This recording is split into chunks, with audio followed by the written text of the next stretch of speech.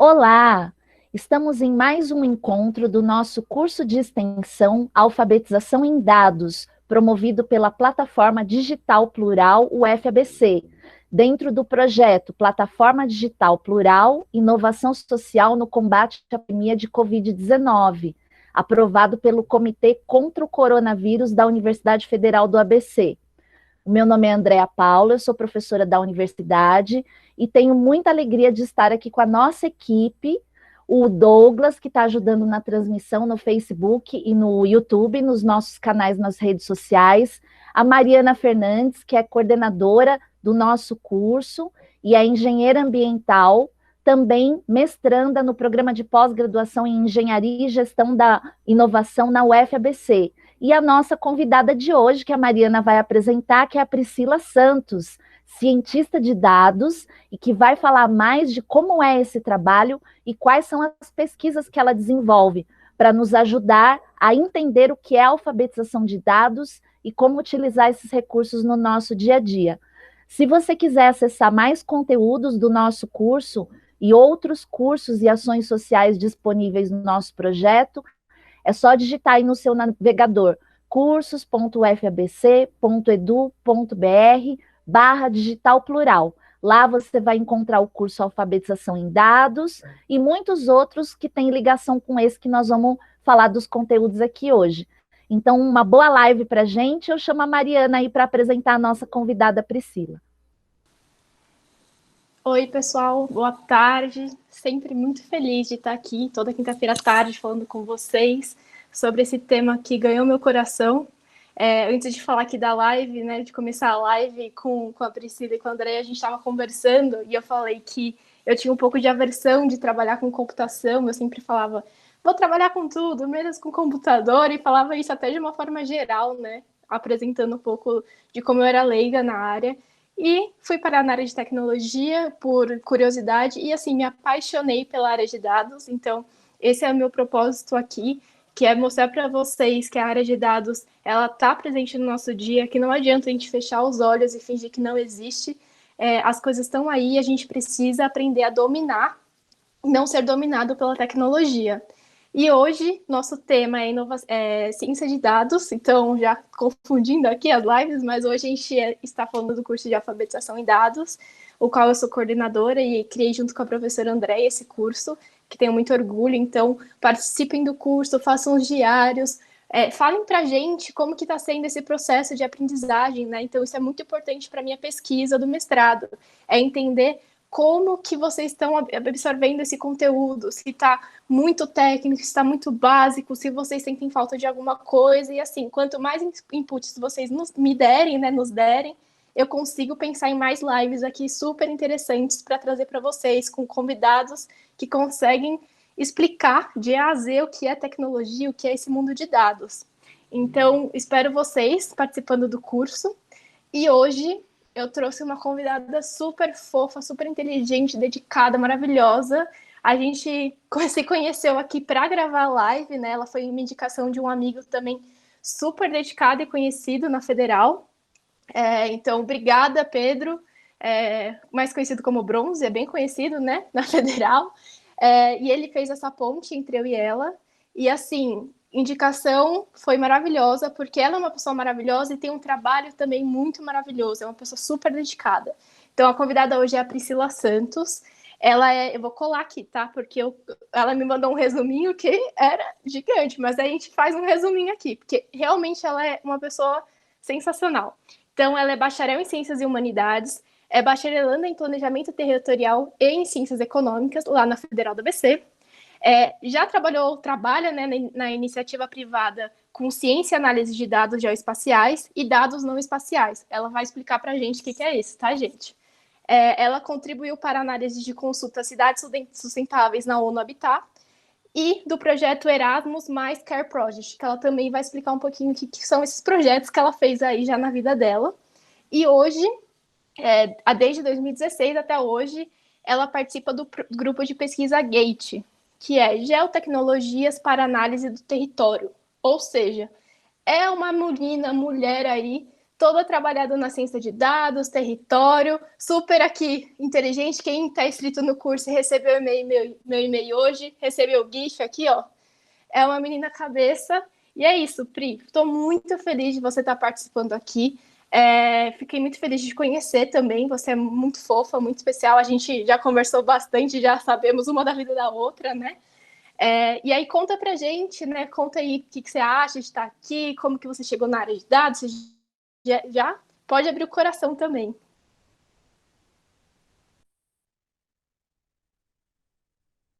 Pri, você tá no mudo só. Desculpa. Oi, gente, boa noite. Bom, sou a Priscila, e, bom, vou começar a minha trajetória, porque falando um pouco anterior à minha entrada na universidade, porque eu acho que é importante para as pessoas que estão aqui entenderem que, para se conectarem, né, entenderem que um lugar onde a gente sempre vê as mesmas imagens, então a gente está tentando trazer uma imagem diferente de pessoas que vieram de lugares de periferia, de baixa renda, para entrar na universidade, que é muito difícil, que já é uma grande barreira, para depois começar, continuar na universidade, apesar de toda a falta de estrutura familiar, a falta de estrutura econômica e financeira para se manter, e depois disso continuar até que conseguisse entrar em uma carreira que fazia sentido para mim. Né? Não foi um fio lógico, assim, rápido, não foi uma coisa que eu pensei, quero fazer parte da área de ciência de dados, não foi assim. Eu fui querendo descobrir coisas, querendo saber como que eu dava resposta para essas minhas perguntas. Então, primeiro veio o interesse científico, o interesse de entender por que as coisas eram do jeito que eram, por que os negros estavam em um lugar e brancos em outros, por que em determinados ambientes eu me sentia mal e outros não. Então, como que funcionava toda essa relação de pertencimento. E quando eu entrei na UF, eu sou de Rondônia, né? Sou do interior de Rondônia, e de uma família muito pobre mesmo. Então, a ideia de ter uma faculdade era algo muito distante da minha realidade. Eu sempre quis, porque minha mãe foi, quando ela morava aqui em São Paulo, ela é baiana, veio para São Paulo, depois foi para Rondônia. E quando ela veio aqui para São Paulo, ela foi faxineira da USP. Então, eu já sabia que existia a USP, era o sonho da minha irmã, que entrou na USP. Então, tem toda essa história que veio antes. Quando eu vim para São Paulo, eu já vim querendo entrar em uma universidade. Queria fazer relações internacionais, aí a UFABC, que é linda, maravilhosa, sou muito puxa-saco da UFABC, porque adoro muito, e na UFABC dá essa possibilidade de você conhecer outras coisas, né, de você se questionar se aquilo que você está fazendo é o que você quer mesmo. E nisso eu entrei em planejamento territorial. Em planejamento, você faz análises descritivas, preditivas, você tem uma ideia do que você quer, né, responder, quais ações você precisa, quais soluções você precisa para melhorar um território ou para pensar algum problema. E para você fazer isso, diferente de outros pensamentos mais teóricos, como a filosofia, como a sociologia, né, esses outros pensamentos científicos e teóricos, né, que vão olhar para a questão de um jeito, olhando quem escreveu sobre aquilo e aquelas discussões, a metodologia que o planejamento usa muitas vezes leva em conta a análise de dados, a exploração, mineração, você olhar dados secundários, você entender a diferença entre os dados que você vai coletar e o que você vai usar, e aí aplicar o conhecimento de análise descritivas, etc., para as ações que você quer fazer, né? Então, foi aí que eu percebi que eu gostava de análises e que eu queria fazer análise porque eu queria responder minhas perguntas, mais do que o conhecimento científico, né? Eu não separava isso, para mim era uma coisa. Eu tinha perguntas, e essas perguntas elas podiam ser respondidas com aqueles dados que eu tinha. Então, virei muito uma fominha de procurar dado, de saber onde dado tal estava, qual informação eu precisava, e o que eu precisava para poder colocar aquilo em prática. E disso, né, eu fui caminhando dentro do planejamento, né? A professora que me convenceu a participar do planejamento é a Flávia Feitosa, que é uma professora muito conhecida de análise de dados, né, no UFABC, e principalmente quem trabalha com dados espaciais conhece a Flávia. Então, foi ela que deu uma aula, explicou o planejamento, falei, esse lugar que eu quero, isso que eu quero, e etc. E aí eu passei a fazer pesquisa com ela, né. Primeiro eu comecei a fazer pesquisa com a Carolina, que eu sempre chamo ela de Carol, não lembro o nome dela inteiro, né? Acho que é Moutinho, e é fazendo uma análise, usando um sensoriamento remoto para fazer isso, para entender como que funcionava a dinâmica urbano-rural em Rondônia. Porque eu via São Paulo e pensava, São Paulo não é igual o que eu vivi, não tem nada a ver com as coisas que eu vi, por que as coisas são assim? E por isso eu resolvi fazer essa pesquisa. Depois foi de segregação residencial de raça e renda, porque eu fiz esse projeto em Medellín, né? Fui para lá. Começamos na UFABC em 2017 e depois em 2018 a gente foi para a Colômbia para fazer um workshop com várias universidades e lá eu entendi que se acontecesse um desastre no Brasil, quem seriam os afetados? E isso falou, não, quem seria afetado seria a pessoa que não tem uma estrutura familiar, que vive em um lugar que, como aconteceu com o Covid, né, gente? Então, já naquele momento, eu estava pensando, o que a gente vai fazer se acontecer um desastre, quem vai ser afetado e como que a gente salva essas vidas? Tanto que quando eu pensei na possibilidade que a gente ia ter covas e enterrar pessoas todas juntas, né, aquilo me deixou muito triste, eu chorei horrores pensando nisso, porque era justamente o que eu tinha medo. E só que aí, conversando com a minha professora sobre o que eu queria fazer de pesquisa, ela falou, olha, é muito difícil a gente fazer essas estruturas, vamos começar pensando na segregação por raça e renda, e foi aí que eu entrei nessa pesquisa que eu faço hoje, que eu caminho em publicações, penso em continuar, né? Mesmo que eu saia, que eu não faça graduação, um mestrado agora, eu vou continuar como pesquisadora associada no Gate para continuar essa pesquisa especificamente. Nossa, falei horrores, desculpa, gente. De nada, Pri, é um prazer escutar você falando, contando da sua história, e é isso, né? A gente tem que começar a imaginar que os lugares são pra gente, que a gente pode ocupar e deve ocupar os lugares, né? Então, acho que foi muito interessante que hoje a sua fala tem muito sentido com a nossa última live de análise de dados, que a gente trouxe aqui o Matheus, do coletivo Negro Vozes, e ele apresentou para a gente alguns dados, né? Ele fez uma análise dos dados que a faculdade disponibiliza, ele pegou esses dados, tratou os dados e colocou isso de forma que as pessoas consigam olhar e entender o que acontece. Então, ele trouxe alguns dados que mostram mesmo, um dado que me marcou muito foi a distribuição do tipo de moradia. Então, quantidade maior de negros moravam em moradias alugadas, ou não regulares. Então, essa insegurança, né, que a gente enxerga nisso é uma insegurança que não está na cara da pessoa, né? A gente não consegue ver logo que a gente encontra com ela, mas é uma insegurança psicológica, né? Então, é muito bom você trazer esses pontos e a gente mostrar que os espaços estão aqui para serem ocupados por todos e todas. Então, muito bom a sua participação, essa sua introdução. E aí, para a gente começar aqui com o nosso conteúdo um pouco mais técnico, eu só queria fazer um remember aqui da onde partimos, né? Então, a gente fez nossa primeira live de alfabetização em dados, que a gente contou um pouquinho o que é ser alfabetizado em dados, que é diferente de você saber programar, que é você conseguir olhar, trabalhar, interpretar dados e usar esses dados no nosso dia a dia. E aí, a gente falou um pouco sobre Big Data, que é essa quantidade enorme de dados que são gerados a cada segundo, a cada minuto, ainda mais com o advento da internet, a gente toda hora na rede social, a gente está gerando um enorme volume de dados, e começamos a falar de como usar esses dados com a última live de análise de dados.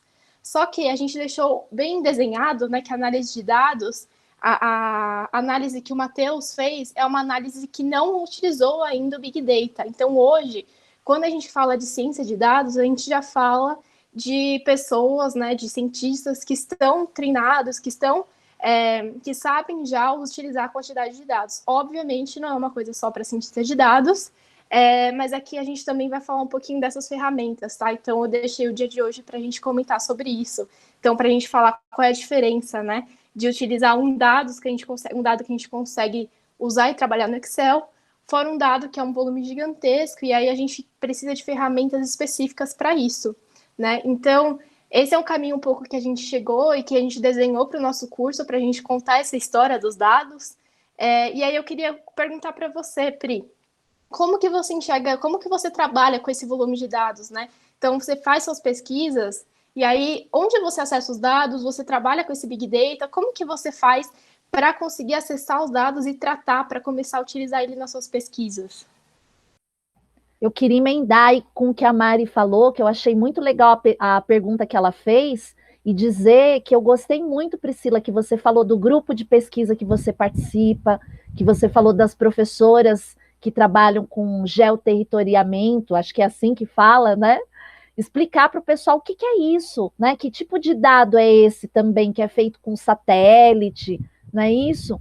E você mencionou o nome das professoras Carolina, né, se eu não me engano, e a professora Flávia, não é isso?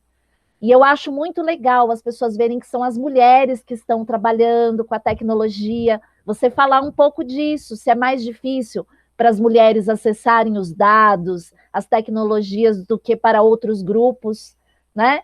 E lembrando que a professora Carolina, recentemente a gente soube que ela perdeu os pais por conta da pandemia de Covid. Então eu fiquei muito emocionada quando você a mencionou, porque a gente sabe que ela é uma professora muito querida, e muitas vezes as pessoas não têm dimensão de que a pandemia está tão próxima e está atingindo, né, quem trabalha na universidade, as pessoas das periferias, como você falou aqui, dos locais mais fragilizados também. Então, como que vocês estão fazendo pesquisa também nesse momento da pandemia? Ligando com a pergunta que a Mari falou, né? Ficou mais difícil ou mais fácil acessar esses dados no contexto da pandemia?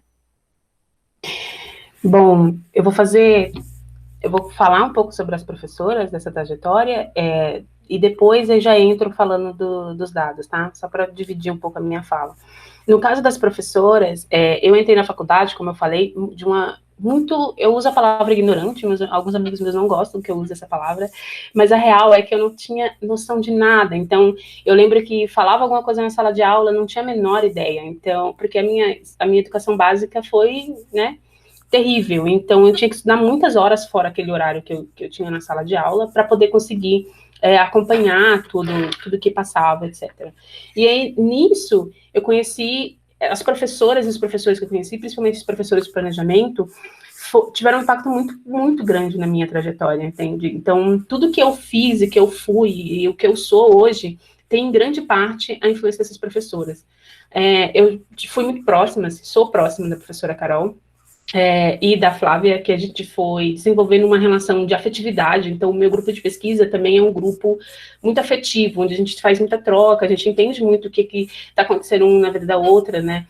E isso foi muito importante para a minha formação e para a minha continuação dentro da universidade. Para mim também foi um impacto, tudo o que aconteceu com a Carol e como que as coisas foi seguindo, né? Acompanhei também, segui ela e continuava mandando mensagem, ligando para ela, e foi o momento que mais impactou da pandemia, que foi ver alguém próximo entrar no hospital, a família inteira, e depois, né, ia acontecendo as coisas da forma como aconteceu, né, porque lembrando que não foi só os pais da Carol que pegou, foi toda a família dela, ela, o filho dela, o marido dela, e, enfim, agora eles estão melhor, mas os pais não. E essa relação com os professores e com o GATE, e com o planejamento, o UFABC, o grupo de pesquisa, foi norteador, porque foram elas que trouxeram para mim o caminho que eu precisava fazer para responder as minhas perguntas, né? Então, a professora Carol e a professora Flávia trabalham com dados geoespaciais. O dado espacial, ele é diferente de um dado não espacial, porque o dado espacial, ele tem uma terceira dimensão. Quando a gente fala dos dados não espacializados, a gente fala de dados que não tem, que você vai ler uma relação somente entre as variáveis. Já o dado espacial, você vai fazer uma relação entre que aquelas variáveis, elas podem ter uma terceira relação. Isso vai influenciar estatisticamente a informação que você tem, porque pode ser que você esteja lendo só a relação entre as duas variáveis, e existe uma terceira coisa que está afetando aquilo ali, né, que é o dado espacial. E aí você faz uma leitura de contexto, no caso do planejamento e do GATE, você faz uma leitura de contexto, você olha como que está o território de forma descritiva, diagnóstica, para depois você fazer uma análise olhando a relação estatística dessas variáveis e tentando entender um problema. E, basicamente, no GATE,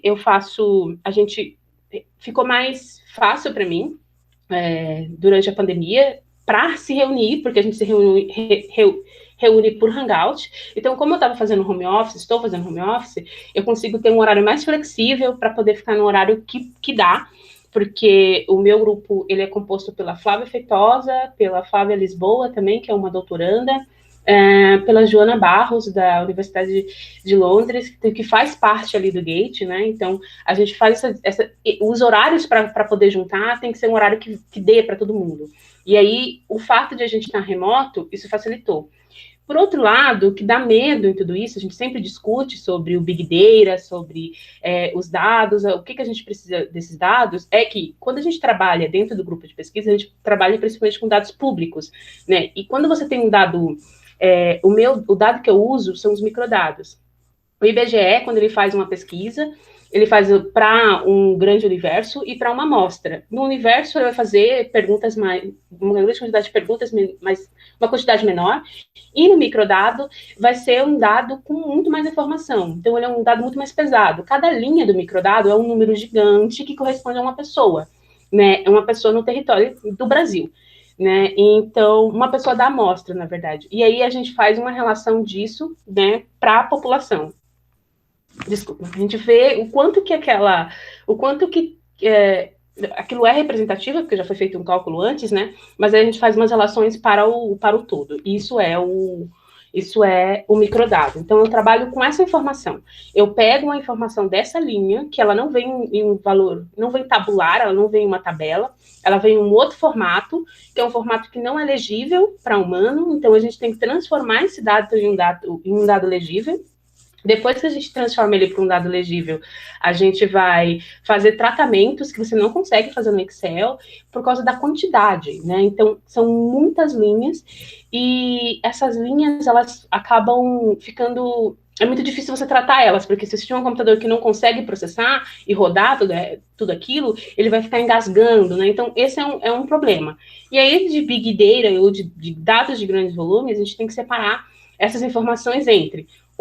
as informações que são públicas para a gente trabalhar em pesquisa e poder utilizar aquilo, e pensando que quando você faz um censo, você faz pensando em caracterizar a população, que é diferente de quando você pega um dado do Twitter, um dado do Facebook, porque aquilo ali já tem dentro de si um viés comercial, então, muitas vezes, ou então quando você pega o dado de uma empresa que já está pensando, já faz aquela pesquisa, ou tem aquela informação já voltada para o mercado. Então, são formas de trabalhar muito diferentes. Enfim, não sei se respondi a pergunta. Respondeu sim, Pri. Muito bom. Pri, tem uma pessoa aqui que mandou no nosso chat no YouTube que ela chegou de paraquedas hoje, que ela chegou pela sua publicação. Então, obrigada por ter compartilhado aqui nosso curso. E obrigada por ter vindo, Maria.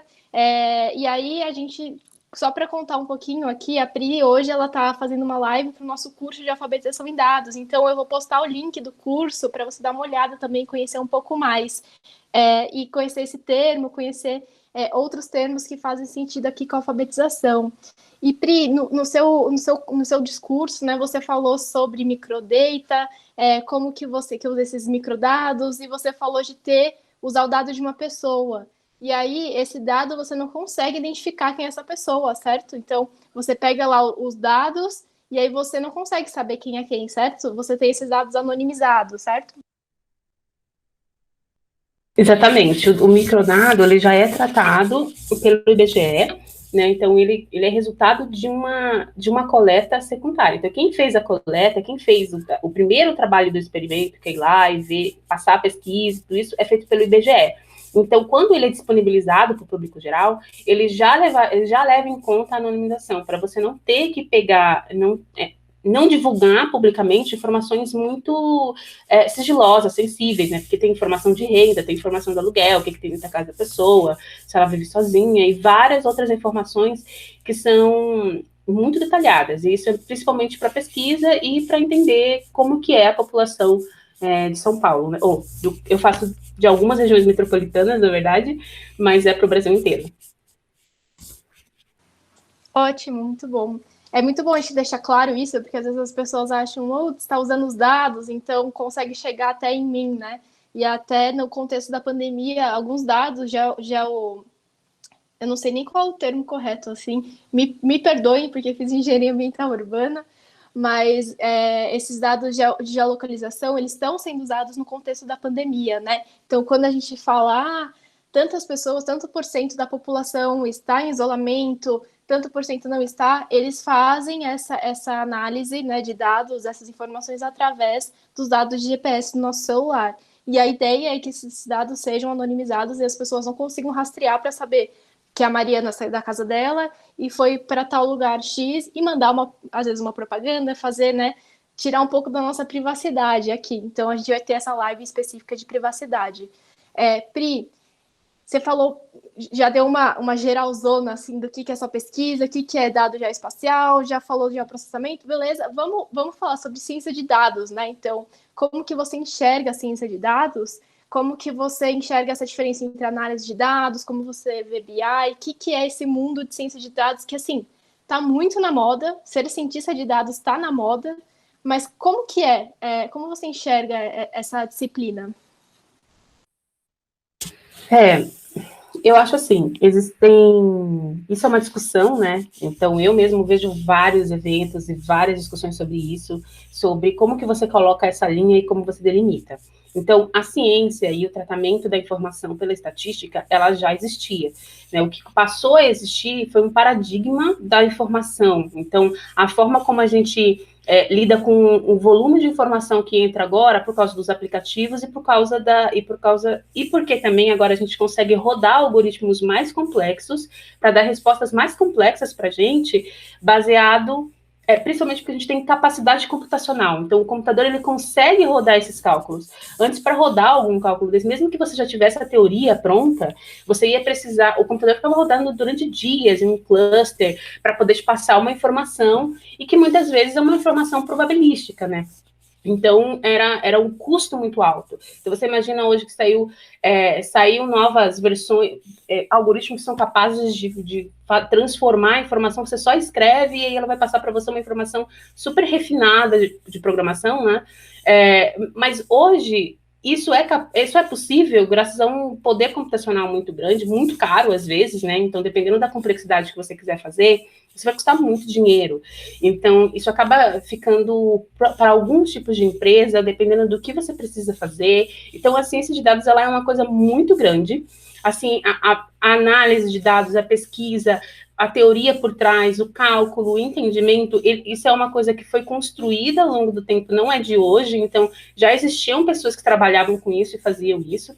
E o negócio, né? Então, você pensar na empresa, as empresas começaram a perceber o valor daquilo para gerar insights e para pensar os produtos delas voltados para o cliente. Então, para você entender o que é aquele cliente, como que você pode entregar valor para aquele cliente, você passa a utilizar os dados que você tem deles, né, os dados do negócio, e muitas vezes essa coleta, por exemplo, imagine que se eu trabalhasse no Facebook, eu ia ter muito dado para usar. E para você usar e tratar esse dado, você precisa conseguir lidar com esse grande volume, você precisa dessa capacidade computacional, e você precisa entender um pouco como que funcionam algumas linguagens, porque aí você vai trabalhar, você pode fazer isso de várias formas, mas como você vai precisar aplicar essa teoria agora, nesse momento, você vai precisar trabalhar com uma equipe interdisciplinar, então uma equipe que tem pessoas que vão falar de coisas diferentes, né, que vão vir de trajetórias diferentes,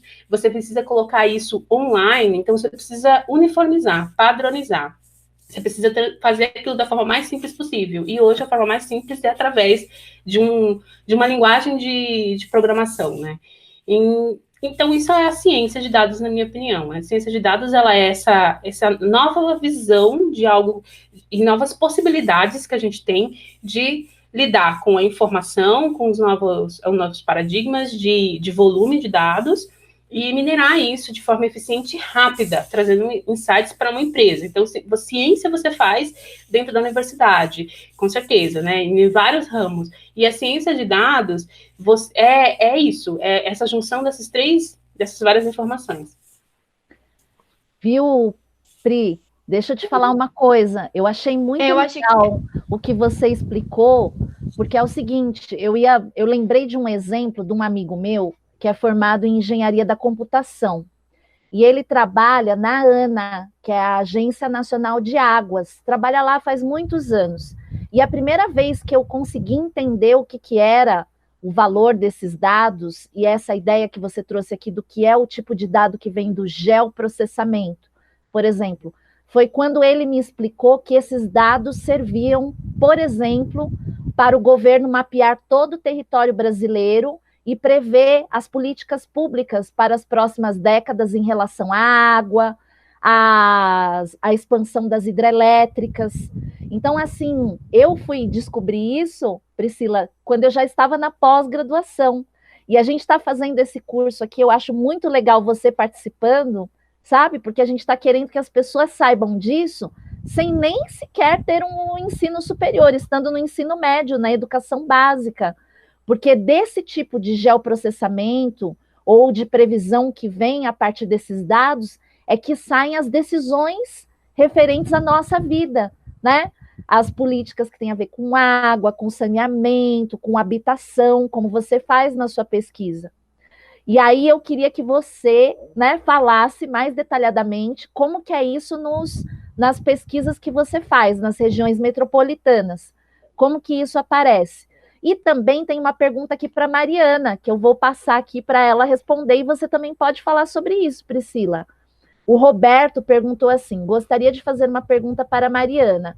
Como a LGPD pode limitar ou embarreirar a alfabetização em dados? Esses pontos podem caminhar juntos? Então, vocês duas podem falar dessa nova legislação também que está saindo, né? Sobre a questão da lei de proteção de dados. E a Maria comentou que ela também estava querendo saber sobre o que o Roberto perguntou, né? Todo mundo está querendo que vocês falem como que fica a pesquisa, como que ficam as análises a partir da LGPD, tá certo? Diga aí, Priscila, Mari. Eu posso começar, Pri, que aí eu vou só finalizar o ponto que você falou da ciência de dados, que a gente trouxe até uma figura hoje para... Vamos testar hoje uma figura aqui. Douglas, põe ela aí na tela. Estou achando chiquérrimo isso. E aí, é só para a gente contextualizar quando que a gente fala de ciência de dados, né? Então, a gente está nesse curso aqui de alfabetização, então, só para a gente colocar os pingos nos is, né? A Pri falou da disciplina de ciência de dados, ela ter 3 áreas dentro dela. Então, uma delas é a ciência da computação, que vai trazer toda a técnica, né, todo o conhecimento da computação, do computador, de algoritmos, de programação em si, né? E depois a gente tem a matemática e estatística. Então, depois, Pri, eu queria que você comentasse também, né? A gente relembra você depois, para não ficar muito assunto em cima do outro, mas comentar como você usa também a estatística, qual a importância dela na hora de fazer uma análise e trabalhar com os dados. E por último, que é um ponto que a gente reforça muito, né, professora, no nosso curso, tá o domínio, o conhecimento geral, o conhecimento do assunto. E aí que a gente defende que as pessoas precisam ter um conhecimento multidisciplinar, não podemos ter só o conhecimento técnico, a gente precisa ter o conhecimento da pessoa, do que está acontecendo, qual o contexto daquele dado, né? Então, a gente fala muito no mundo de dados, né? Dados por si só não valem muita coisa, a gente precisa do contexto, e aí sim ele vira uma informação. Tem vários, se eu procurar na internet, tem vários desenhos sobre isso. Bolotinhas são dados, bolotinhas preenchidas são informação, que aí a gente tem um contexto dela. Então, a gente fala muito isso no curso também, Pri, da gente precisa também das ciências sociais, a gente precisa ter esse conhecimento amplo e diversificado e pessoas trocando e compartilhando ideias, tá? Então, acho que pode tirar da tela, Douglas, se ainda tiver. Eu queria só frisar muito bem isso, que essa é uma ciência, ciência de dados é uma área multidisciplinar, que agora começa a ter cursos nessa área específica, né? É uma área que está começando a acontecer, mas que a gente precisa também de muitas mulheres, muitas pessoas diferentes, né? Se interessem também, que as mulheres enxerguem que as ciências exatas, ciência da computação, também são lugares para serem ocupados por ela. E é isso que eu queria fechar só aqui nosso conteúdinho de ciência de dados com muito carinho. Então, essa teoria de ciência de dados. E aí, para responder a pergunta do Roberto, eu acho que, Pri, eu consigo responder um pouco mais o mercado de trabalho. Eu não tenho ainda muita noção de como que isso está na área de pesquisa, né? Como que vão ser tratados. Isso foi até uma questão que eu levantei quando eu comecei meu mestrado, né? Porque a LGPD, que é a Lei Geral de Proteção de Dados, a gente vai fazer com certeza uma live só para explicar ela para todo mundo, né? Que ela está chegando para chegar, para revolucionar tudo. Então, como que ela também vai entrar na área de pesquisa? No mercado de trabalho, eu vejo, Roberto, ela não vai ser limitante aqui para as pessoas conhecerem e se alfabetizarem em dados, ela vai ser essencial. Por isso que é tão importante a gente começar a usar esse termo e começar a entender o contexto de dados na nossa vida. Porque o que vai acontecer? As empresas vão pedir o seu consentimento para usar os dados dela. Então, hoje, as empresas já usam os dados. Pensem que as empresas compram dados uma das outras, né? Então, o valor da empresa não está só associado no valor de produtos, o que ela tem. Dados também são uma riqueza, são um patrimônio, são um asset, né? Como as empresas falam, das empresas em si. Então, elas podem vender os seus dados, elas podem trocar isso com terceiros. E aí, quando a gente fala aqui da LGPD, a gente cria uma limitação. As empresas, elas não podem trocar esses dados com terceiros e também elas não podem usar em qualquer análise que elas fizerem dentro né, da empresa. Elas precisam de acordo, do seu consentimento para usar os seus dados. Obviamente, quando a gente fala aqui de dados a mais, né? Não são os dados essenciais. Quando a gente fala de um sistema bancário, alguns dados que vão falar da segurança da sua segurança, vão fazer a sua identificação, obviamente esses dados eles vão continuar sendo utilizados, né? Para a gente fazer uma análise de fraude, para fazer essas coisas. Mas outros dados a mais que podem ser utilizados para desenhar qual produto para você vai poder falar sim ou não para esse uso. Então, eu acho que não é um embarreiramento, não é uma limitação quando a gente fala da utilização dos nossos dados, é uma oportunidade para as pessoas conhecerem e saberem mais sobre o que as empresas estão usando, para que fim, né, as empresas estão usando os dados. E é isso. Pri, por favor, me complementa aí. Bom, a sociedade, né, a empresa, ela faz parte da sociedade. Né? Na minha visão, existe um conjunto. Então, dentro da sociedade, nós temos os cidadãos, nós temos as empresas, nós temos os governantes, né, o poder público, nós temos todo um contrato social que a gente faz entre a gente, do que funciona e do que não funciona. Né? A gente entra na sociedade, muitas vezes, a gente faz parte dela sem muitas vezes refletir sobre o que é estar nessa sociedade.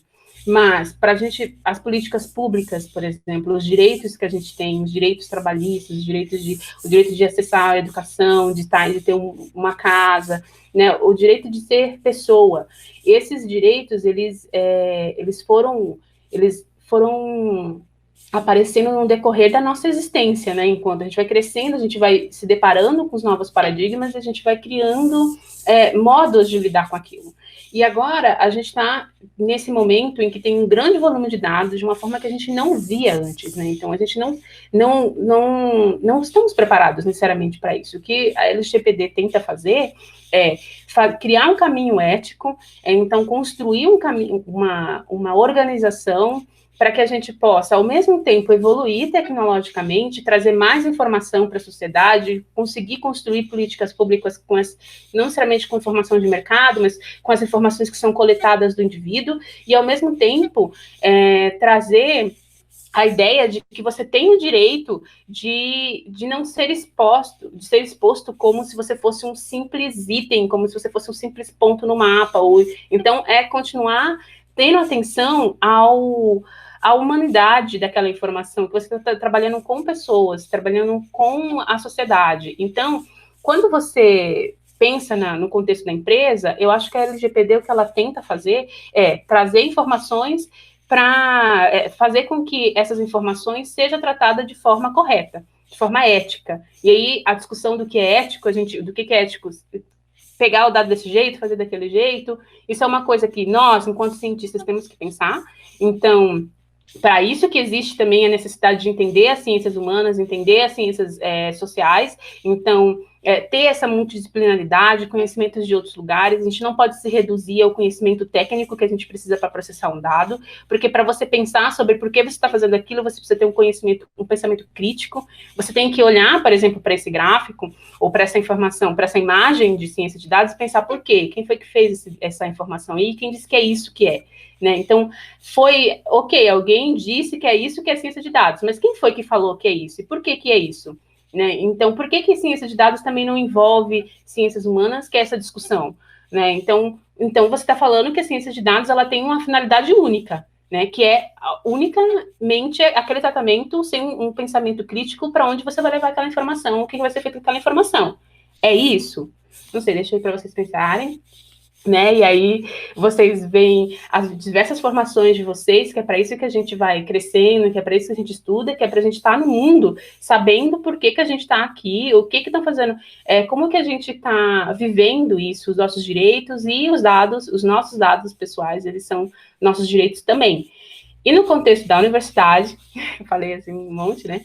Mas no contexto da universidade, a LGPD ela não vai funcionar da mesma forma, né? Porque a LGPD, quando a gente fala de empresa, a gente está falando de um fim comercial. Então, a gente vai ter um fim monetizado naquilo ali. Então, aquilo ali vai trazer um retorno financeiro para a empresa, que é o objetivo final da empresa, né?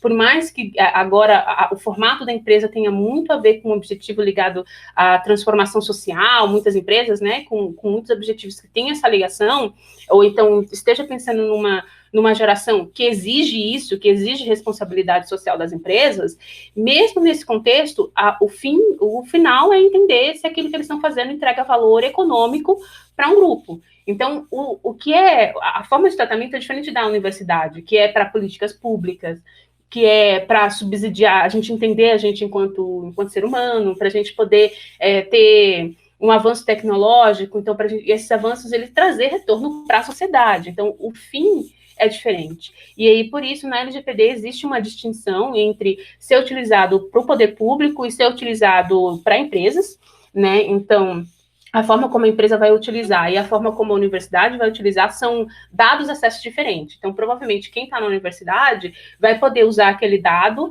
porque na hora que você está usando ali uma identificação da universidade. Então, você está autorizado pela universidade para usar aquela informação e para tratar aquilo. Quando você está no setor privado, aí você vai ter um outro fim. Né? E aí, a alfabetização... Ô, Priscila, você acabou de responder a pergunta que a Uli tinha feito. Por isso que eu estou falando aqui, para você ver, ó, que legal, que você está respondendo tudo que o povo está perguntando. A Uli tinha feito a seguinte pergunta: como vocês veem a abordagem da ciência de dados nas áreas das empresas onde o viés é mais operacional, onde o fazer diretamente é mais comum que analisar previamente para executar? Então, eu acho que você já estava se encaminhando, né, na sua resposta para falar dessas diferenças. E aí aproveito aqui porque o Wesley também perguntou, ó, vocês acham que estamos num ponto em que é fundamental um profissional com determinada expertise saber utilizar ferramentas computacionais para fazer uma pesquisa com análise de dados? Eu entendi que você tinha dito que sim, temos que ter essas ferramentas computacionais e também temos que ter essa visão teórica, essa visão multidisciplinar, como a Mariana tinha falado também, ou seja, não apenas dominar as ferramentas computacionais, mas ter uma visão de como foi feita essa pesquisa, que instituição fez, que hipóteses essa pesquisa tem, que metodologia foi utilizada. Então, eu queria aqui passar a bola de novo para você, Priscila, dando o exemplo da tua pesquisa. Como que isso acontece na tua pesquisa? Eu acho que eu me perdi um pouco. Você pode repetir de forma resumida? Não, então, eles estão falando como utilizar as ferramentas computacionais e como, de alguma forma, tem essa diferença quando uma empresa faz uma pesquisa, né? Esse viés de analisar ou não, né? De praticar mais diretamente. Então, explica para o nosso pessoal aqui como que acontece na sua pesquisa. Que aí eu acho que você explicando de forma mais prática, né? A partir dos resultados e dos dados que você tem, para o pessoal entender o que a sua pesquisa pergunta, que ferramentas computacionais você está usando, que você já falou um pouco, a partir dos dados que você extrai e começa a analisar quais as consequências dele para traçar políticas públicas, né? ou para entender um território? Explica para a gente, por favor. Ok.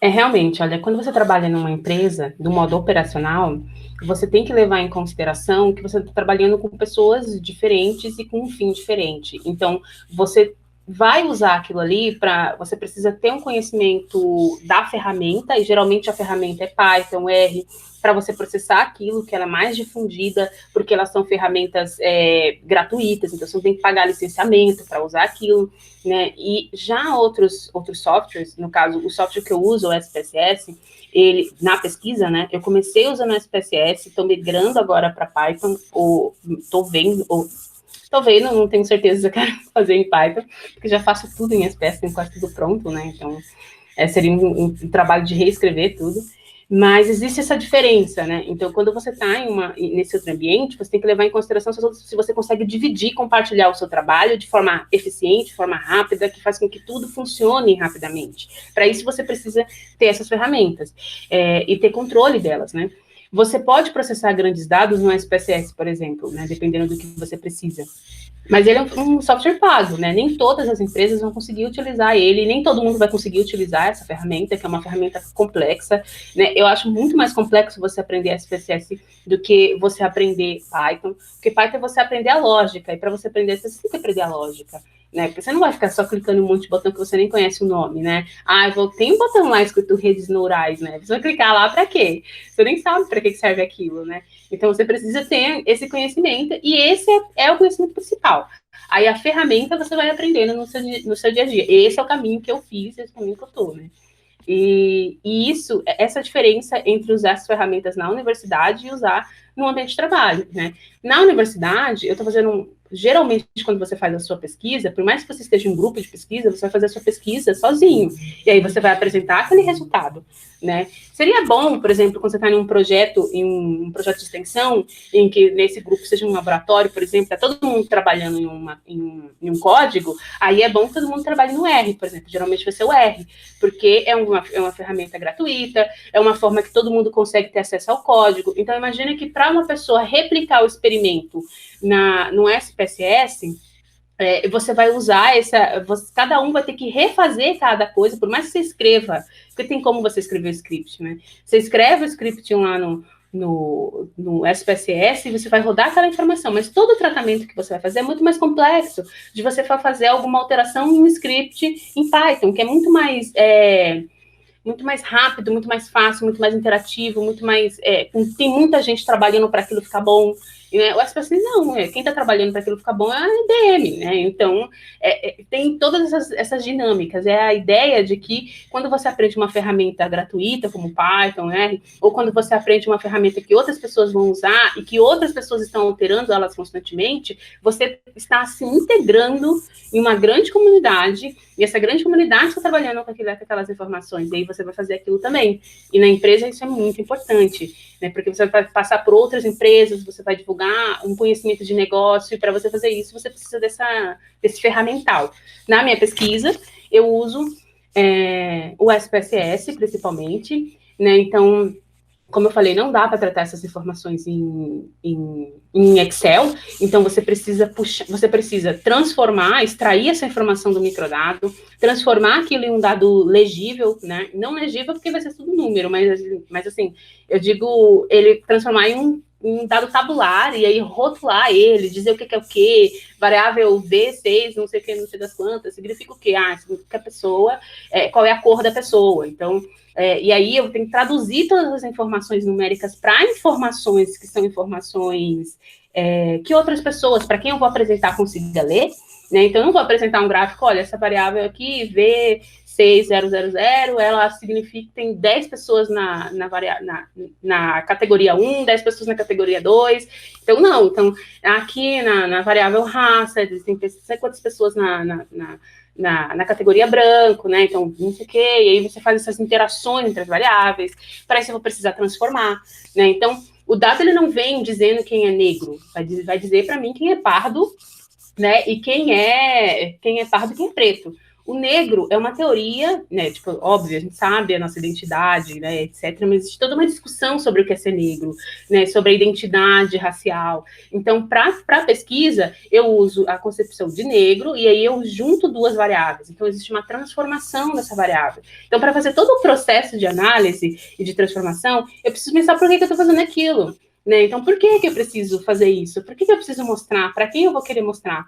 Então, é legal ter curiosidade sobre a ferramenta, e aí vai depender do seu perfil. Tem gente que tem mais curiosidade em responder as perguntas, e por isso essa pessoa tem um perfil que vai querer entender aquela teoria e usar um software, usar o Python, usar alguma coisa. Outra pessoa vai usar uma informação, vai querer aprender muito, uma pessoa que tem uma pegada mais para computação, para o algoritmo, entender como o algoritmo funciona, então ela vai provavelmente entrar mais a fundo em machine learning, mais nos fundamentos daquilo, em como funciona aquela engenharia, e processar aquela informação.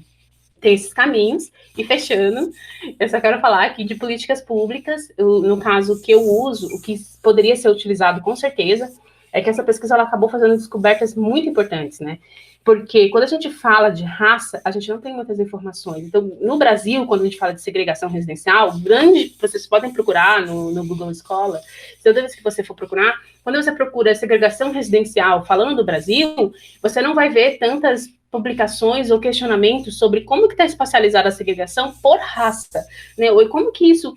Se uma pessoa negra pobre, o quanto que ela é segregada em relação a uma pessoa negra rica, ou onde estão essas pessoas? E uma das descobertas é que, independente em todas as regiões metropolitanas que a gente observou, que é São Paulo, Rio de Janeiro, Porto Alegre, Belo Horizonte e... enfim, são 5 regiões, desculpa, mas aí, dessas regiões, o que a gente observou é negros de renda maior, eles também são segregados, eles são mais próximos das pessoas mais pobres do que as pessoas brancas, né, de renda alta. Essas pessoas, elas são extremamente isoladas no território, e se elas forem trocar com alguém, elas vão trocar, né, primeiro com uma pessoa branca mais pobre, e depois em uma pessoa negra mais rica. Então, para uma pessoa branca acessar o mesmo território ou os mesmos lugares que uma pessoa negra acessar esses mesmos territórios, ela precisa ter de 2 a 3 faixas, né, de 4 a 5 salários mínimos a mais, ou de 3 a 5 salários mínimos a mais, para acessar o mesmo território. Enquanto uma pessoa branca classe C, consegue acessar vários lugares. É o grupo mais bem distribuído, né, o grupo que mais acessa todo o território. Já uma pessoa negra, para começar a acessar isso, ela precisa ser classe B, né? E aí ela vai ter um melhor acesso classe A, e nunca vai ser o mesmo acesso de uma pessoa branca classe A. Enfim. Muito bom, Priscila, tudo que você explicou, porque você colocou aqui as teorias, né, que vêm das ciências sociais e das humanidades para explicar esses dados em relação às ferramentas computacionais.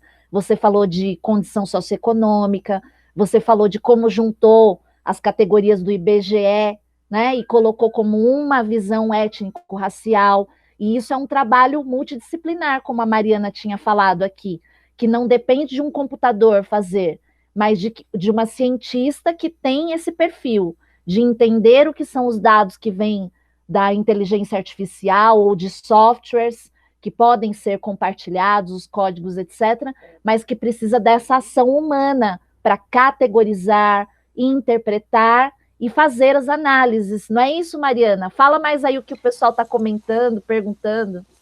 Falo, mas eu acho que, professora, você e a Pri falaram um pouco do que a gente falou na última live, quando a gente falou de análise de dados, né? A Priscila falou assim, eu não posso chegar e fazer lá, pegar os dados e... O que eu vou fazer? Primeiro, a gente tem que ter uma hipótese clara do que a gente quer estudar. E aí, a gente ir atrás dos dados. Então, essa parte da hipótese é o primeiro ponto que a gente tem que partir. Eu quero entender se existe uma segregação racial na cidade. Quais dados eu vou usar?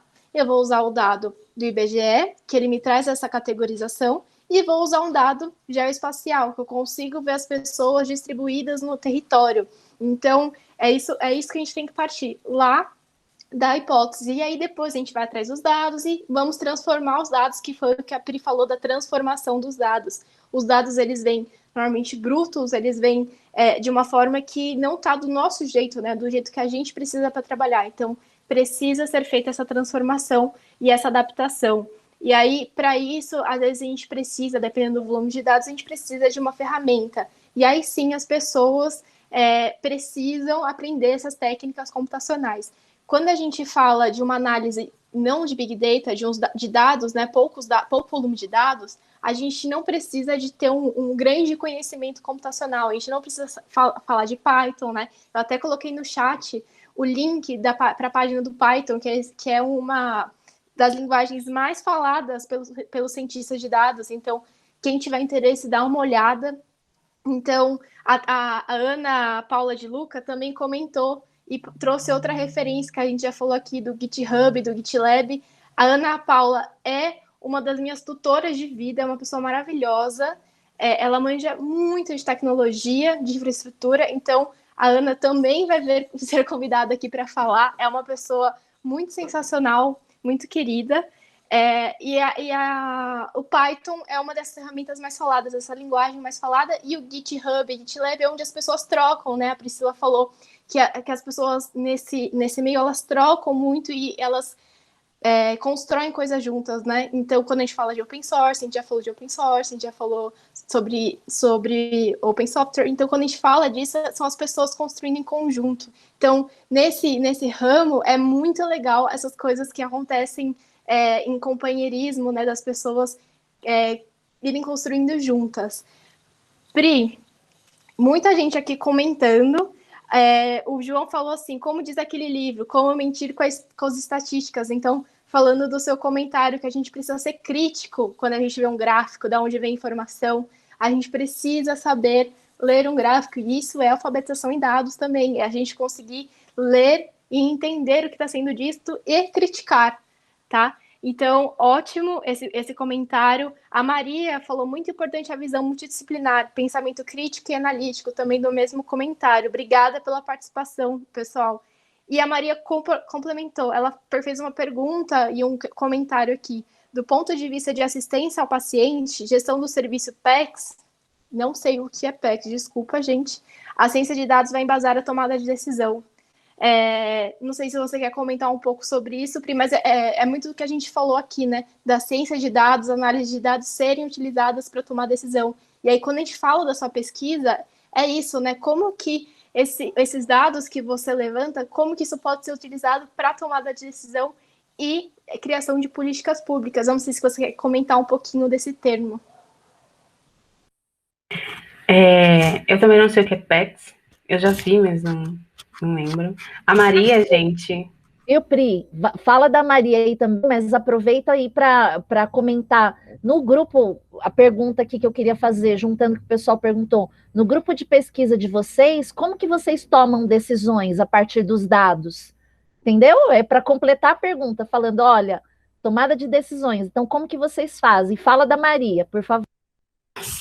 Tá, a Maria, ela é doutora em gerontologia e fisioterapia, gente, ela provavelmente veio da publicação que fiz no LinkedIn, ela faz pós-graduação em ciência de dados, então essa informação que ela está trazendo, ciência de dados para a saúde, né, então essa informação que ela está trazendo, já é pensando já é falando que para a ciência de dados vai ajudar a tomar essas decisões, né, e, enfim...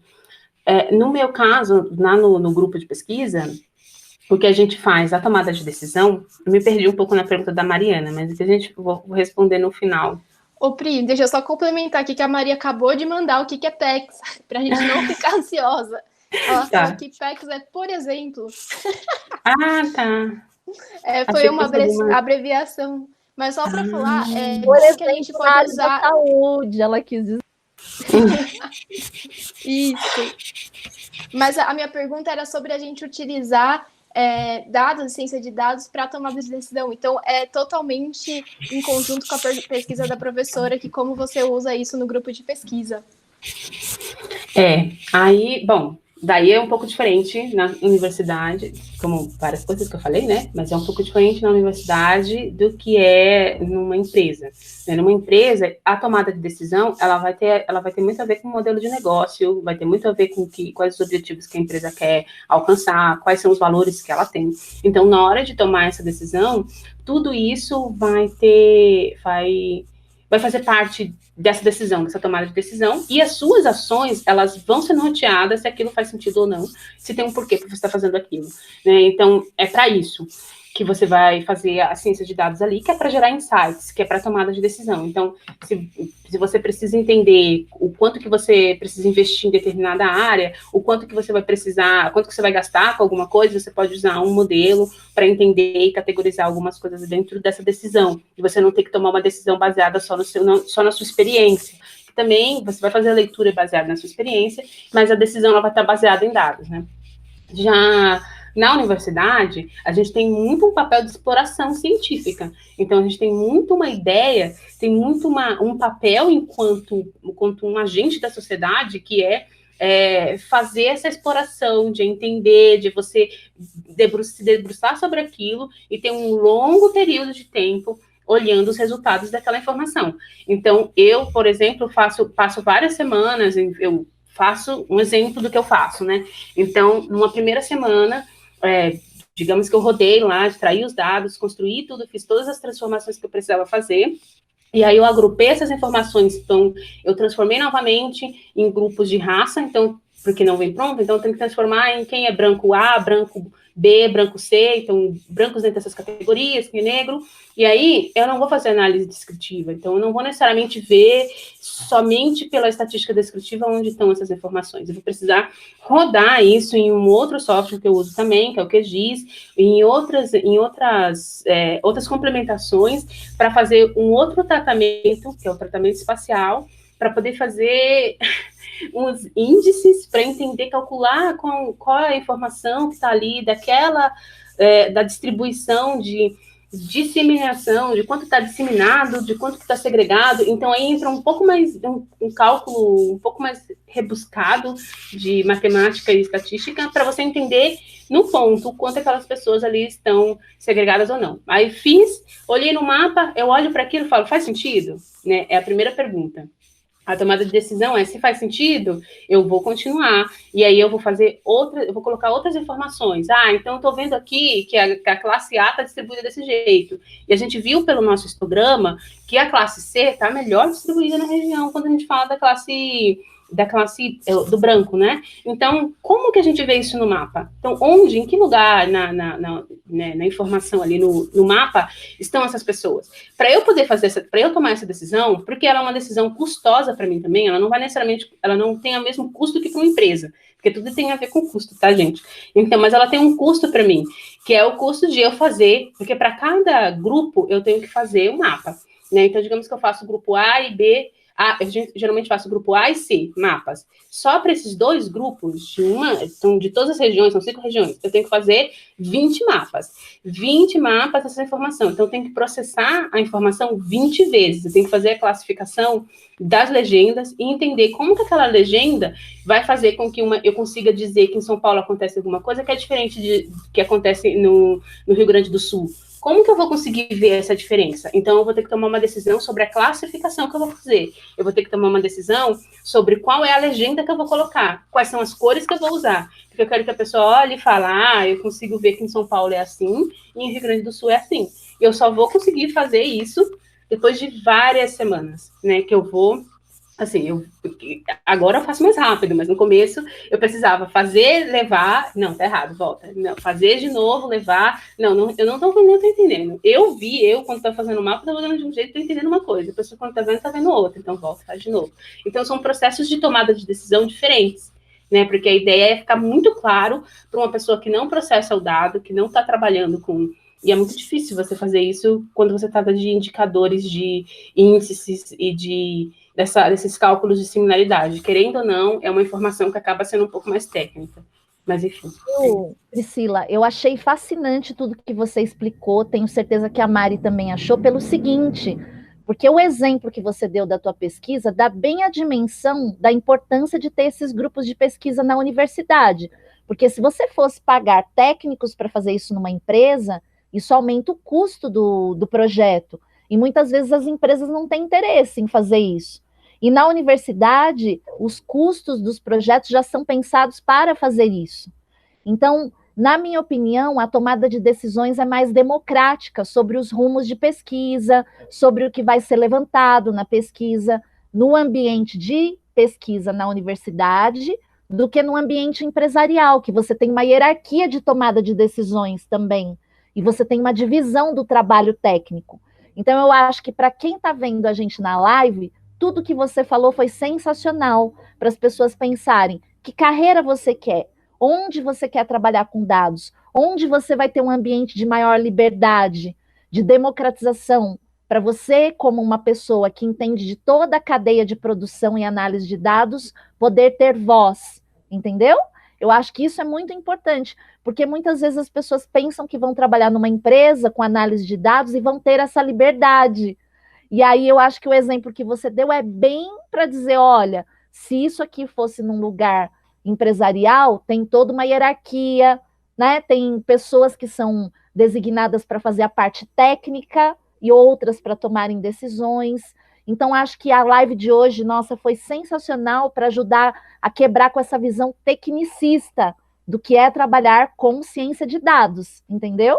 Ter essa visão bem abrangente, né? Essa visão multidisciplinar e essa visão que quebra com as hierarquias também, para mostrar como isso é importante para os profissionais se apropriarem daqueles dados, como você falou, ter essa liberdade de ir e voltar, refazer, né, cálculos, apresentar novas análises preditivas, descritivas. Não é isso, Mari, Pri? Acho que a gente já tem que ir caminhando para o encerramento, senão a gente vai ficar aqui, olha, muita coisa interessante para conversar. Sim, e a Priscila é uma pessoa muito importante para fazer esse discurso, porque ela está nos dois, né? Ela está tanto no empresarial quanto aqui na faculdade. Então, ela é uma ótima pessoa para fazer essa conexão entre os dois lados, né? E eu acho que é muito importante ter pessoas que fazem essa conexão, porque a gente consegue trazer coisas boas e fazer esse intercâmbio de coisas boas de um lado para o outro, né? Então, a gente pedir mais as empresas abrirem espaço para a gente conversar e para a gente fazer trocas, né? Então, muito importante esse ponto da Priscila, da professora, e a Priscila está aqui com a gente. Eu queria agradecer a Priscila por estar aqui, e assim, eu queria muito que a Priscila falasse de um ponto, porque ela contou um pouco da história dela, e quando a gente conversou, ela falou um pouco da elitização do meio também de cientistas de dados, né? Então, ela falou muito dos termos serem em inglês, então, como isso limita a ocupação dos espaços. Então, eu queria já agradecer você, Pri, porque a gente já está caminhando por final, e aí só queria que você, na sua fala final, falasse sobre isso. Então, muito obrigada pela sua disponibilidade. A gente tem conversado faz um mês já, né? Então, para todo mundo saber também, a gente faz um puta trabalho prévio, a gente faz divulgação, tem o pessoal que trabalha com a gente nas artes, tem o pessoal que está nas mídias, poderia falar o nome de todo mundo, mas todo mundo sabe quanto carinho, né? Eu adoro trabalhar com eles, são pessoas criativas, maravilhosas. E a Pri, a gente tem conversado muito. Então, obrigada, Pri, você é uma fofa, uma pessoa muito carinhosa, muito alegre, que a sua trilha como cientista, como o que você deseja ser na vida, seja sempre iluminada, que você possa participar mais de lives com a gente, trocar mais conhecimento com a gente. Mas eu queria muito que você terminasse falando dessa elitização do espaço e do inglês ocupando, né, as ferramentas. Então, obrigada, Pri. Viu, Pri? A Mari puxou esse assunto porque o Matheus trouxe na última live também. Importante ele falar que quando foi fazer a análise de dados, né, da cartilha lá dos dados étnico-raciais na universidade, essa questão do inglês aparecer como uma barreira, né, para as pessoas negras. E aí fala isso para a gente, né, por que é ou não é, como que fica essa situação, se você sabe de formas de enfrentar essa situação que estão rolando aí. Muito, muito importante falar disso realmente, porque, veja, quando a Mariana veio falar comigo, eu falei, nossa, sensacional esse curso, que legal, vamos alfabetizar, vamos falar sobre isso, porque eu sou super animada, né? Mas, ao mesmo tempo, ela falou assim, mas eu falar sobre isso? Acho que eu não, acho que tem que procurar uma pessoa melhor para falar sobre isso, acho que não sou eu, olha só, eu tô começando agora, eu nunca sei, não, acho melhor não. E aí foi uma conversa com ela, e essa conversa foi uma ideia de a gente de conversar entre as nossas inseguranças, de entender que quem é a gente que, né, na fila do pão. Então, toda essa discussão que a gente teve para entender nossa trajetória e valorizar essa trajetória também, ela trouxe, eu também falei sobre o uso do termo, né, sobre a forma como a gente fala. O jeito que eu falo hoje, né, não é o jeito que eu falava quando eu era adolescente, quando eu era criança. Então, porque eu fui crescendo dentro da universidade, eu fui aprendendo, eu aprendi a ler. Então, não que eu não lia, né, quando eu era criança ou adolescente, né, mas eu quero dizer que quando você está na universidade, você aprende a ler outro tipo de texto, você aprende a formar o seu pensamento. E isso já é uma barreira. Isso já é um desafio. Imagine você que está numa família completamente desestruturada, você não tem um espaço necessariamente para você sentar e para você para você estudar. Tem internet, né? Tem a questão da internet, mas você também não tem como entender determinado termo, você não sabe como pesquisar aquela informação. Sabe, muita gente não tem esse conhecimento, que para a gente é um conhecimento muito trivial, muito óbvio, mas ele é óbvio por causa da nossa trajetória. As palavras que eu uso, elas são palavras que eu construí e vieram de conhecimentos de outras pessoas, e isso faz quem eu sou. Né? Então, quem eu sou lá no começo, né? Lá no começo eu sou a Priscila, que chegou na universidade e não tinha a menor ideia que os professores estavam falando. Então, quando o professor falava alguma coisa na sala de aula no planejamento, as primeiras aulas de planejamento, eu lembro perfeitamente que eu assistia 1 hora de aula e eu entendia, sei lá, 2 palavras, e era muito difícil. Então, eu voltava para casa, eu lia, porque um dos primeiros foi sobre direito, né? Então, a forma como as pessoas falam no direito é muito diferente. E aí, então, tem que abrir. Você, quando você vive em determinados territórios, você tem uma visão de mundo que, claro, aquilo vai te trazer um conhecimento sobre como atuar com aqueles grupos, que é a maioria do grupo da população, mas, ao mesmo tempo, você tem muita limitação de acesso, de oportunidades, de lugares, etc. Isso te limita também na hora de você conseguir adquirir um conhecimento. Por mais que esteja ali na sua mão, você é barrado porque você não tem toda uma estrutura para você conseguir acessar aquilo ali. Então, eu passei por isso muito na universidade, chorei lágrimas de sangue enquanto tentava ler um parágrafo. Então, eu lembro desse começo, assim, de medo de não conseguir ficar na universidade. Então, durante muito tempo na minha trajetória, eu fui acompanhada pela assistência social, né, e eu sempre tinha muito medo, assim, pânico mesmo, de meu coração ficar batendo muito rápido quando eu estava perto de uma prova, porque eu achava que eu não ia conseguir ficar na universidade, porque eu achava que a universidade não era para mim, e que eu estava ali porque aconteceu, porque foi sorte, porque qualquer coisa, eu sempre tive esse lance. E conforme eu fui atuando na universidade, e foi chegando perto do final, que aí eu já tinha completado uma graduação, eu estava indo para outra, foi aí que eu fui percebendo que talvez isso não fosse acontecer, talvez eu fosse terminar. Então, isso me fez ver a parte do inglês, por exemplo. Depois que eu aprendi, né, a ler esses conceitos, a entender esses conceitos, eu não sabia inglês.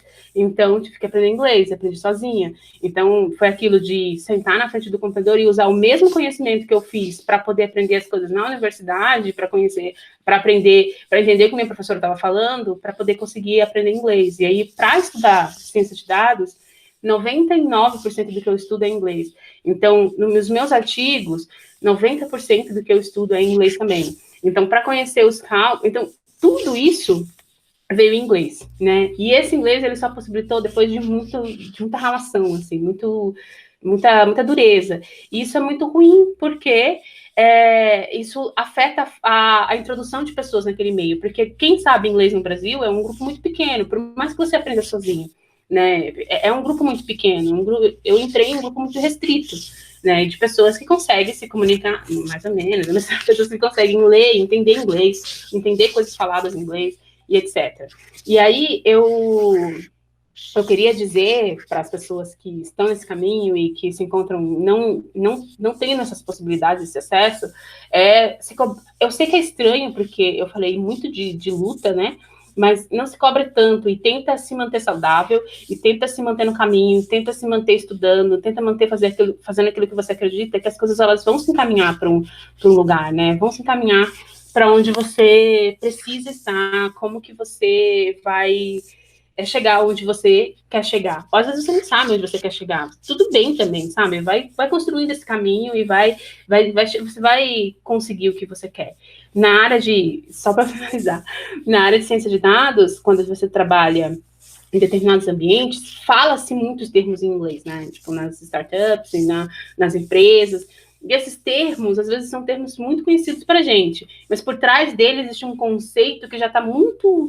As pessoas estão muito acostumadas a usar aquilo em inglês, e todo mundo se comunica daquele jeito, da mesma forma que o Python, as pessoas estão muito mais acostumadas a usar aquilo, toda a comunidade. Então, mesmo para você entender como que está acontecendo fora do mundo, né, ou fora do Brasil, você vai olhar, você vai usar termos que estão sendo usados fora, e aí isso cria mais uma barreira, porque é um paradigma, a nossa sociedade é desigual, né? Então, não é um problema as pessoas falarem inglês, mas a gente traduzir essas informações e trazer esses conceitos para o idioma brasileiro, para o idioma português, né, e no caso, para a nossa subdivisão, que é o português brasileiro, é entender que você vai trazer isso para a construção da sua sociedade, da sociedade que a gente faz parte, e incluir pessoas dentro dessa sociedade. E essa inclusão, ela passa por uma inclusão linguística também.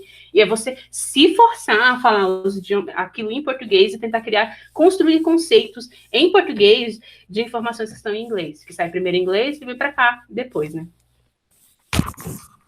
Priscila, olha, o pessoal tudo comentando aqui, né? A Érica falou, você é fantástica, Priscila, sucesso na sua carreira. O Pedro, que foi quem recomendou você aqui, disse, ótima convidada aí, Mariana, parabéns. Obrigado por partilhar sua trajetória, ele disse.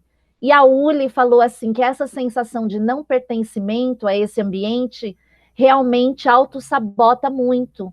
E por isso ela dá muitos parabéns por você vencer esse obstáculo.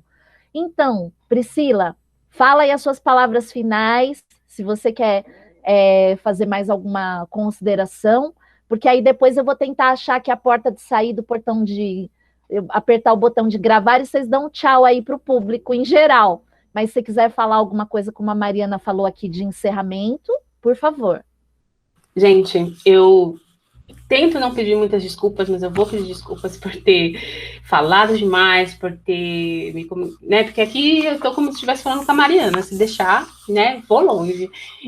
Mas eu quero dizer para todo mundo que o motivo de eu aceitar fazer parte da live, mesmo com o medo que eu tive quando eu falei com a Mariana, e por falar do medo para vocês, né? Porque eu poderia não falar, né? Eu poderia estar aqui fingindo que estava tudo bem, né? E para falar do medo para vocês, e para falar para vocês também dessa trajetória, porque não é que eu tenha vergonha da minha trajetória, mas eu não gosto, eu compreendo que existe um sofrimento humano, e a camada racial e de estrutura de renda, ela recai sobre isso, e eu não gosto, no ambiente que eu não gosto de hierarquizar isso, como se aquelas pessoas fossem privilegiadas por terem, elas são, né, mas eu tô dizendo assim, culpabilizar aquela vivência, porque elas tiveram acesso a uma vida mais digna que a minha, né? Então, às vezes eu acabo evitando falar sobre isso, né?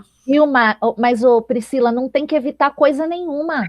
E eu achei muito importante que você colocou aqui o papel que os grupos de pesquisa têm para fazer essa inclusão e a questão da assistência social na universidade pública. Quando você coloca isso aqui, você ensina para as pessoas como essa inclusão pode ser feita. A gente só tem a te agradecer. Verdade, realmente a universidade, a UFABC, teve um peso muito grande na minha continuidade, assim, eu tive pessoas que me acompanharam e que falaram não, que era possível, e porque eu tive essas pessoas que disseram para mim, Pri, você consegue, Pri, você é demais, mesmo quando eu não acreditava, então, era quando minha professora falava, não, você vai conseguir fazer essa pesquisa, vamos fazer isso aqui, não, a Priscila é super capaz, ela falava isso, você não sabe o que ela tá falando. Não é brincadeira. Mas eu tinha esses pensamentos sabotadores, né? Sabotadores assim, e ter esse apoio me ajudou a estar onde eu estou agora, que não é grande coisa, mas para mim, nunca pensei estar onde eu estou agora, sabe? Tipo, que é falando para as pessoas sobre algo que eu gosto. E eu aceito fazer parte desses projetos e fazer parte de coisas que me coloquem em destaque, é justamente para poder conseguir falar para as pessoas que estão no caminho que eu estou também, né, mas que eu estive, que existe um apoio, que busquem esse apoio, que vejam essas pessoas, e essa representatividade ela é muito importante, conscientemente e inconscientemente, porque a gente forma a nossa visão de mundo por imagens que estão sendo colocadas ali o tempo inteiro e a gente nem sabe o que é, a gente só aceita. Então, eu queria que vocês colocassem isso na mente de vocês, lembrassem disso também. Ah, e por último, eu só queria compartilhar 2 textos com vocês. Eu não sei se vocês são do grupo do texto, mas espero que sim. Enfim. A gente está num projeto de universidade, né? Posso jogar aqui no comentário?